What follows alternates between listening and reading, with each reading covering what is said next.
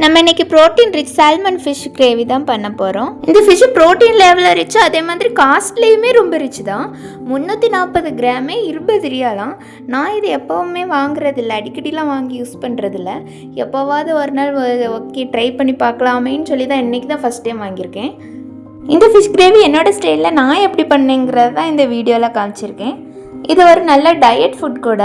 First நான் இந்த salmon ஃபிஷ்ஷோட ஸ்கின்னெல்லாம் remove பண்ணிட்டேன். அதுக்கப்புறமா அதில் சிக்கன் 65, சால்ட்டு, லெமன் இதை மட்டும் போட்டு மிக்ஸ் பண்ணி வச்சுட்டு இது ஆலிவ் ஆயிலில் ஃப்ரை பண்ணி எடுத்து அதோட ஃப்ளேவர் வந்து நல்லாயிருக்கும். அதனால் ஆலிவ் ஆயில் கொஞ்சமாக ஊற்றிட்டு அதில் ஃப்ரை பண்ணி எடுத்துக்கிறேன்.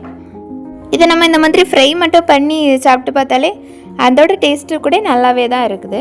நம்ம வேறு ஏதாவது குழம்பு வச்சுட்டு கூட இந்த மாதிரி ஃபிஷ் ஃப்ரை பண்ணி சாப்பிட்டுக்கலாம். என்னோடய பிளான் வந்து இதை வச்சே நம்ம கிரேவி பண்ணிவிட்டு அதே சாதத்துக்கு கூட வச்சு சாப்பிட்றலாம் அப்படின்னு சொல்லிட்டு தான். அதை ஃப்ரை பண்ணி எடுத்துகிட்டு நம்ம அதே பேனில் கொஞ்சம் ஆயில் இருக்கும்ல, அதில் இந்த மாதிரி வெஜிடபிள்ஸ் எல்லாம் கட் பண்ணி அதை கொஞ்சம் லைட்டாக சாட் பண்ணி எடுத்துக்கலாம்.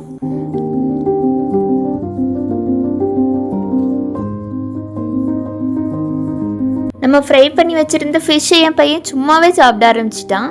அதோட டேஸ்ட்டும் சூப்பராகவே இருந்தது. நான் பீன்ஸ், கேரட், கேப்சிகம் இந்த 3 வெஜிடபிளும் எடுத்திருக்கேன். அது சால்ட்டும் பெப்பர் மட்டும் போட்டு லைட்டாக சாட் பண்ணி எடுத்துக்கிறேன். இதை வந்து நான் கிரேவியில் யூஸ் பண்ண போகிறது இல்லை, இது சாதத்தை கூட சைடாக வச்சு சாப்பிட்றதுக்கு தான்.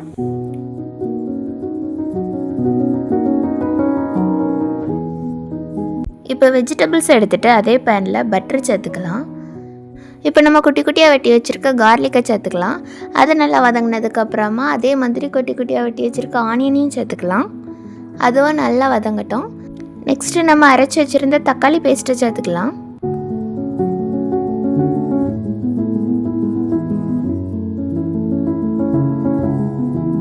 இப்போ நம்ம அது கூட மஞ்சள் தூள், தனியாத்தூள், Kashmiri red chilli powder add பண்ணியிருக்கேன். அதுக்கப்புறம் லேட்டாக தான் பார்த்தேன் அது கொஞ்சம் காரம் கம்மியாக இருந்து நம்ம நார்மல் சில்லி பவுடரும் லேட்டாக ஆட் பண்ணேன். ஃபஸ்ட்டே கூட நீங்கள் ஆட் பண்ணிக்கலாம்.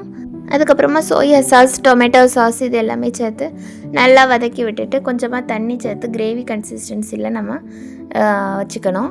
அதுக்கப்புறம் நம்ம ஃப்ரை பண்ணி வச்சுருந்த ஃபிஷ் எல்லாம் போட்டு நல்லா கொதிக்க விட்டு நல்லா அது கிரேவியாட்டு வந்ததுக்கப்புறம் நம்ம சால்ட்டு, உரப்பு எல்லாமே டேஸ்ட் பார்த்து கொஞ்சமாக கொத்தமல்லி இலை போட்டு இறக்கிடலாம். அவ்வளோதான் நம்ம ஃபிஷ் கறி. இப்போ நம்ம சாப்பிட ஆரம்பிச்சிடலாம்.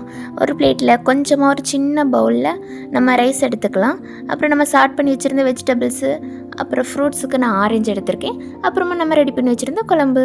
நம்மளோட சூப்பரான protein rich meal plate ready ஆகிட்டு. பிடிச்சிருந்தா நீங்களும் வீட்டில் ட்ரை பண்ணுங்கள். பாய் பாய்.